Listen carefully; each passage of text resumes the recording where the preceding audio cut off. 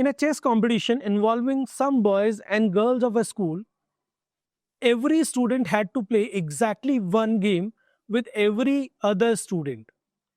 It was found that 45 games, both the players were girls, and in 190 games, both the players were boys. The number of games in which one player was a boy and the other was a girl is. See, when there we need two players for a game, so order doesn't matter. If A is playing with B or B is playing with A, we'll count it as a single game. So let the number of boys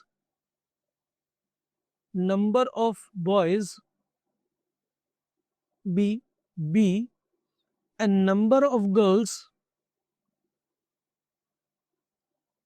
be G. So the number of games in which only girls were playing were 45, which means GC2 is 45. Why GC2? Because we want to select two girls out of the total number of girls, and the number of combination will be equal to number of matches because order doesn't matter here. That is G into G minus 1 by 2 equal to 45, or G into G minus 1 equal to 90, or G equal to 10. So that means number of girls are 10 here. Same way, the number of boys we can calculate by taking BC2 out of total number of boys. If we select two boys, then there will be 190 combinations. So B into B minus 1 by 2 is 190, or B into B minus 1 equal to 380. That means B equal to 20.